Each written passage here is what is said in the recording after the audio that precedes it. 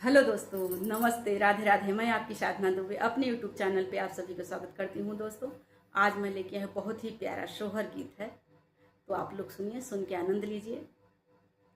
सोहर गीत अगर अच्छा लगे तो लाइक शेयर सब्सक्राइब जरूर कीजिएगा। दोस्तों, अपने छोटी सिस्टर पे अपना दुलार प्यार जरूर बनाए रखिए। मचियही बैठली सासु त बहुअरी से रज करई बहुअरी से रज करई हो बहुअरी कवन कवन फल खायु हो रिलवा बड़ा सुंदर बबुलवा बड़ा सुंदर हो बहुअरी कवन कवन फल खायु हो रिलवा बड़ा सुंदर बबुलवा बड़ा सुंदर हो।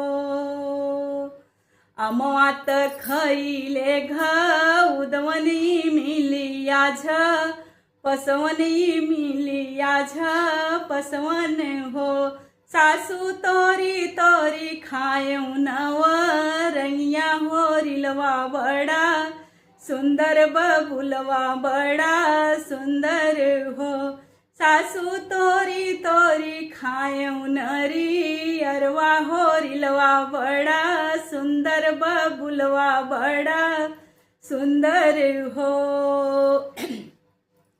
दुअरे से आई नदिया त भौजी से रज करई भौजी से रज करई हो भौजी कवन मरद बेल्ह मायु हो रिलवा बड़ा सुंदर बबुलवा बड़ा सुंदर हो भौजी कवन मरद चितलायु हो रिलवा बड़ा सुंदर बबुलवा बड़ा सुंदर हो।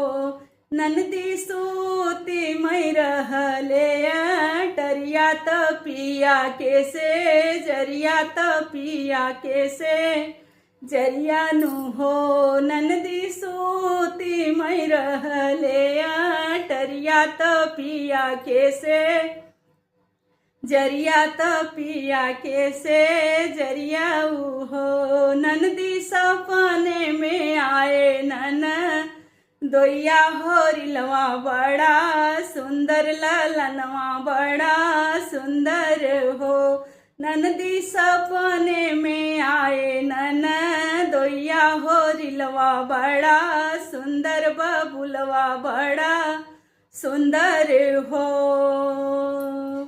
मचियही बैठली सासू त बहुअरी से रज करई बहुअरी से रज करई हो बहुअरी कवन कवन व्रत रहलू हो रिलवा बड़ा सुंदर बबुलवा बड़ा सुंदर हो। एक व्रत रहले एकादशिया दुअसिया के पारन दुअसिया के पारन हो सासू तीसरा व्रत रहले ऐतवार हो रिलवा बड़ी सुंदर बबुलवा बड़ा सुंदर हो सासू तीसरा व्रत रहले ऐतवार हो रिलवा बड़ा सुंदर बबुलवा बड़ा सुंदर हो।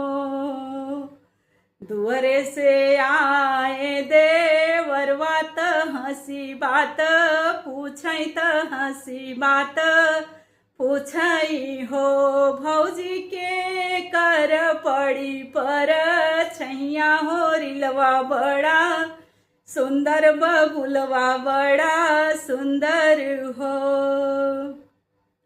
सूती मई रहले टरिया त पिया के से जरिया त पिया के से जरिया नु हो देवरू रतिया में तोहरी सूरतिया नजर हमरे आवई नजर हमरे आवई हो देवरू तोहरई पड़ी पर छैया हो रिलवा बड़ा सुंदर बबुलवा बड़ा सुंदर हो देवरू तो हरई पर छैया हो रिलवा बड़ा सुंदर, बबुलवा बड़ा सुंदर हो।